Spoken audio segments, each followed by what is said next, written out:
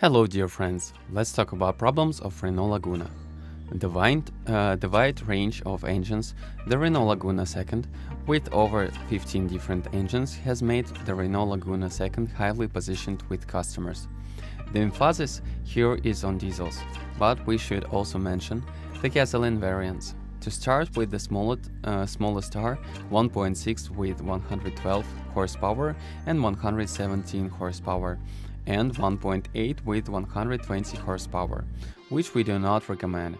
In this case, the best choice would be 2.0 with 137 bhp, 142 bhp, 165 bhp, 172 bhp, and 208 bhp, which is also available with the turbocharger, and the top of the range, though very rare, makes 3.0 V6 engine with 213 horsepower, paired with an automatic transmission that makes cruising the open roads a real pleasure.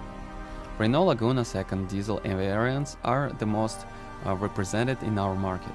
Engine 1.9 DCI with 93, 102, 112, 122 and 132 horsepower, it proved to be durable, grateful, but also quite lively, considering it was a 1360 kg car. Also, this unit is very agile, and we can safely say that it pulls well at lower revs, which is why the 6-speed manual transmission is especially deserving.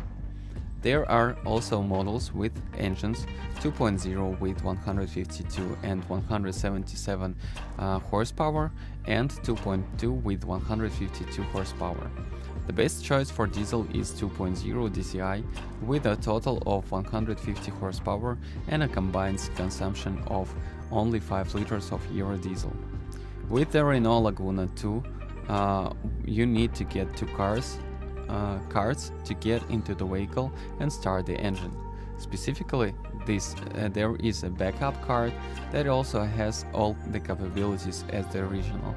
If you only get one, it is essential that you make a copy as soon as possible to prevent misuse of the backup. At an authorized service station, the copy is then coded and synchronized with the vehicle's computer. After that, the missing card is no longer functional because there is only 2 active cards in the memory of computer and the risk of misuse is eliminated. Also pay attention to the intercooler. From the electronics, check the window lifters, tire pressure gauges, and most expensively, the correctness of the key car, which is the biggest pain. We also recommend a detailed inspection of the trap, because the Laguna trap is subject to faster wear. An electronic card that replaces the classic key is unreliable. Diesel engines are a common problem with the EGR valve and turbocharger, which fails due to impurities in the engine, due to the long oil change interval cleaning required. Under load, the clutch slips. In diesel, the exhaust system is prone to corrosion. The intercooler can also be broken due to the critical condition of the turbine, after which smoke appears and the power drops significantly. A recommendation to clean the intercooler at 50 km. With a 1.9 DCI 100 and 110 horsepower engine, a low-pressure electric pump that feeds fuel from the tank to a high-pressure pump may suffer.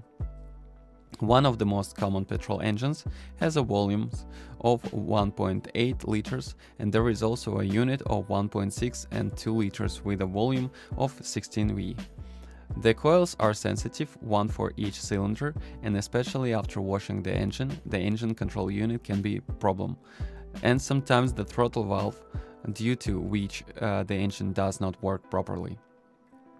It may happen that, due to insufficient amount of gasoline, the submersible pump in the tank fails. There is also a problem with gasoline because of poor fuel. The tire pressure sensor is often malfunctioning due to the failure of the wheel sensor, which can be due to a punch hole or negligence of the vulcanizer. The card reader located at the very back of the chip card is not correct for most Lagoons. Which is why the start button needs to be held longer. Replacement is not demanding, but it is expensive. A 6-speed gearbox is appropriate as long as it works, and an irregular car problem, namely a number of owners, have had a negative experience, because the gearbox has partially or even completely failed. The ends of the steering rack are most commonly damaged on the front ladder, and the strongest block is the weak point on the rear ladder. Here are the essential instructions for using the turbocharged engine.